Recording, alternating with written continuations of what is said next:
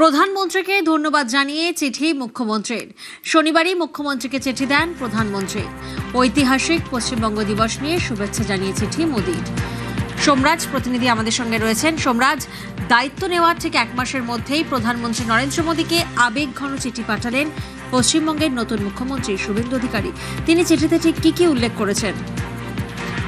দেখো, প্রথমত পশ্চিমবঙ্গ দিবস উপলক্ষে প্রধানমন্ত্রী নরেন্দ্র মোদীকে যে 3 পাতার চিঠি, এবং সেই 3 পাতার চিঠিতে শুভেচ্ছা ও কৃতজ্ঞতা জানিয়েছেন মুখ্যমন্ত্রী শুভেন্দু অধিকারী।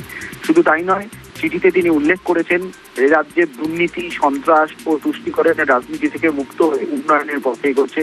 পাশাপাশি ডক্টর শ্যামাপ্রসাদ মুখোপাধ্যায়ের অবদান স্মরণ করে 20 জুনকে যে পশ্চিমবঙ্গ দিবস হিসাবে পালনের সিদ্ধান্ত নেওয়া হয়েছে তার জন্য প্রধানমন্ত্রীকে ধন্যবাদ জানিয়েছেন মুখ্যমন্ত্রী শুভেন্দু অধিকারী। এছাড়াও নাগরিকত্ব সংশোধনী আইন কার্যকর হওয়ার জন্য এ রাজ্যে যারা ধর্মীয় নিপীড়নের শিকার উদ্বাস্তুরা তাদের নাগরিকত্বের পথ সুগম হয়েছে তা নিয়েও চিঠিতে উল্লেখ করেছেন মুখ্যমন্ত্রী শুভেন্দু অধিকারী। এছাড়াও তিনি বলছেন যে এ রাজ্যের অর্থাৎ পশ্চিমবঙ্গের উন্নয়ন, শিক্ষা, শিল্প, সংস্কৃতি এবং কর্মসংস্থানে কেন্দ্র রাজ্যের যে সমন্বয়, সেই সমন্বয় নতুন দিগন্ত খুলবে। পাশাপাশি আন্তর্জাতিক যোগ দিবসে কলকাতায় এসে প্রধানমন্ত্রীর উপস্থিতি সেটাকে ঐতিহাসিক মুহূর্ত বলেও চিঠিতে উল্লেখ করেছেন মুখ্যমন্ত্রী শুভেন্দু অধিকারী। আজ শুভেচ্ছা বার্তা প্রধানমন্ত্রীকে এবং ধন্যবাদ জানিয়ে মুখ্যমন্ত্রী শুভেন্দু অধিকারী এই চিঠি দিয়েছেন। ধন্যবাদ।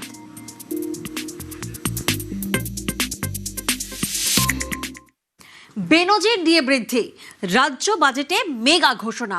20% হারে বাড়ল ডিএ। বর্ধিত ডিএ পাবেন পেনশনভোগীরাও। মুখ্যমন্ত্রীকে ধন্যবাদ সরকারি কর্মীদের। আন্দোলনকারীরা বললেন এই সিদ্ধান্ত ঐতিহাসিক। আপনাদের কেন্দ্রের সঙ্গে রাজ্যের তফাৎ ছিল 42%, আমরা 20% ডিক্লেয়ার করে দিলাম। অক্টোবর থেকেই পেয়ে যাবেন। এতদিন ধরে আপনাদের অনেক কথা বলেছেন প্রাক্তন মুখ্যমন্ত্রী, অপমান করেছেন, ভিক্ষা দেওয়ার মতো 2%, 3% দিয়েছেন, কখনো বলেছেন ঘেউ ঘেউ করবেন না। আমি আপনাদের বন্ধু হিসেবে কথা দিচ্ছি, অর্থ রাষ্ট্রমন্ত্রীকে পাশে নিয়ে আমরা দ্রুততার সঙ্গে করে দেব।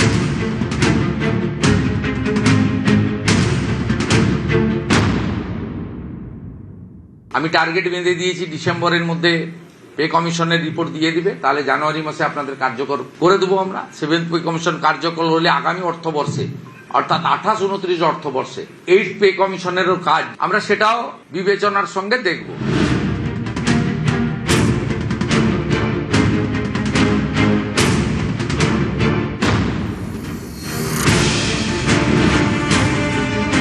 ধাক্কায় ডিএ বাড়ল 20%। রাজ্য সরকারি কর্মীদের ডিএ 18 থেকে 1 লাফে বেড়ে 38%। রাজ্য সরকারি কর্মীদের দীর্ঘদিনের দাবি কেন্দ্রীয় হারে ডিএ। এ নিয়ে বহুদিন ধরে আন্দোলন চলছে। পালা বদলের পর অবশেষে রাজ্য সরকারি কর্মীদের জন্য সুখবর, বেনজির ডিএ বৃদ্ধি রাজ্যে। সোমবার বাংলার প্রথম বিজেপি সরকারের প্রথম বাজেটে মেগা ঘোষণা রাজ্য সরকারি কর্মীদের জন্য। রাজ্য সরকারি কর্মচারী, আধা সরকারি কর্মচারী, শিক্ষক ও অশিক্ষক কর্মীবৃন্দ সরকারের কাছে কাজ ও নীতি রূপায়ণে গুরুত্বপূর্ণ ভূমিকা পালন করেছে। এদের এই অবদানকে স্বীকৃতি দিতে আমরা ঘোষণা করছি যে বর্তমানে 18% মহার্ঘ ভাতা দিয়ে ওপর অতিরিক্ত 20%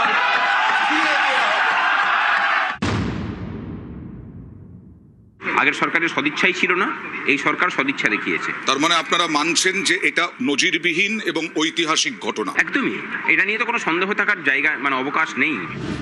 যেভাবে মুখ্যমন্ত্রী সমস্ত প্রতিকূলতাকে সাথে নিয়েই আজকে যে নজির সৃষ্টি করলেন, আমরা খুশি যে আন্দোলন আমরা করেছি সেই আন্দোলনের স্বীকৃতিতেই তারা আমাদের দাবি পূর্ণতার দিকে তারা এই পদক্ষেপ গ্রহণ করেছেন।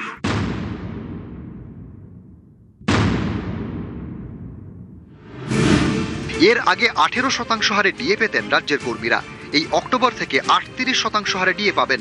কারো বেসিক স্যালারি যদি 50,000 টাকা হয়, তাহলে অক্টোবর থেকে তিনি আরো 10,000 টাকা বেশি পাবেন।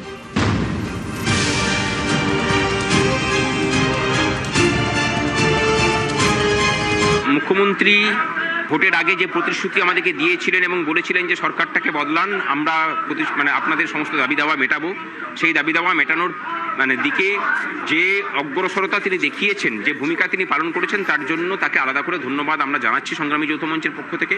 আমরা ভরসা রাখছি যে বাকি যেটুকু আছে সেটাও তিনি মিটিয়ে দেবেন। কেন্দ্রীয় হারে ডিএর দাবিতে দীর্ঘদিন ধরে আন্দোলন করছেন রাজ্য সরকারি কর্মচারীরা। অসম্মানিত হতে হয়েছে।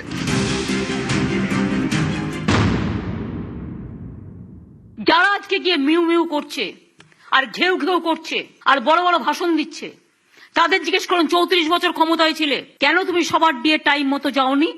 আজকে বড় বড় কথা, বড় বড় ভাষণ। সেদিনের সেই অপমান আজও ভোলেননি তারা। আপনাদেরকে ঘেউ ঘেউ শুনতে হয়েছিল, আপনাদেরকে শুনতে হয়েছিল যে যত দিই তত চায়। এছাড়াও আরো বহু বিশেষণ কিন্তু আমাদের প্রতি প্রয়োগ হয়েছিল, যে চিরকুটে চাকরি পাওয়া সহ বিভিন্ন কথাবার্তা তিনি বলেছিলেন। তার বিরুদ্ধে তার যে শব্দ প্রয়োগ, অপশব্দ প্রয়োগ, সেই অপশব্দ প্রয়োগকে কিন্তু আমরা 4 তারিখের মধ্যে দিয়েই জবাবটা দিয়ে দিয়েছি।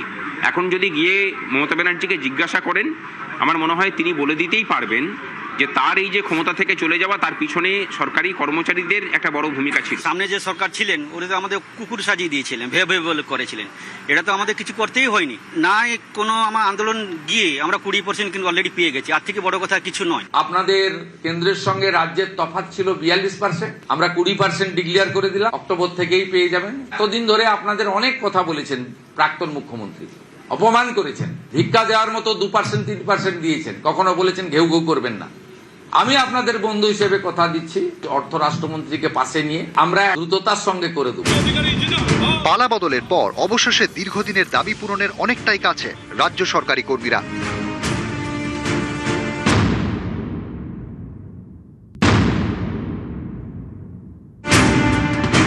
বাংলায় ক্ষমতা আসার পর বিজেপি সরকারের প্রথম বাজেট, ডাবল ইঞ্জিন সরকারের প্রথম বাজেট। সেই বাজেটেই 1 লাফে 20% ডিএ বৃদ্ধি। মুখ্যমন্ত্রী শুভেন্দু অধিকারের প্রশংসায় পঞ্চমুখ রাজ্য সরকারি কর্মীরা।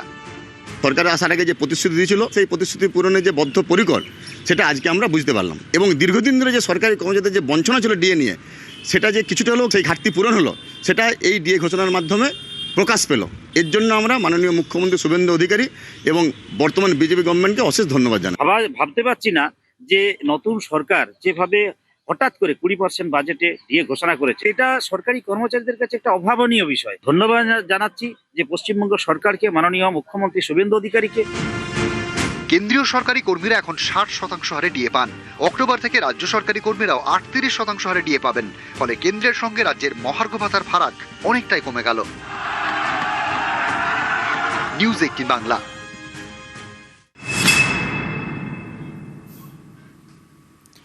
লক্ষ্য বিনিয়োগকারীদের আস্থা অর্জন, সিন্ডিকেট রাজ, তোলাবাজি বন্ধে কড়া আইন আনছে রাজ্য। বাজেটে ঘোষণা অর্থমন্ত্রী স্বপন দাশগুপ্তর। হস্তক্ষেপ ও চাঁদাবাজি ব্যবসা করার যে খরচ, ব্যবসাকে যা ক্ষতি করছে, এই কারণে সামনের দিনে আমরা একটি আইন আনছি। আমাদের সরকার আইন অনুযায়ী ব্যবসাকে সিন্ডিকেট চার্জ এবং অন্যান্য বেআইনি অর্থ আদায় করার থেকে রক্ষা করার আইন আনব।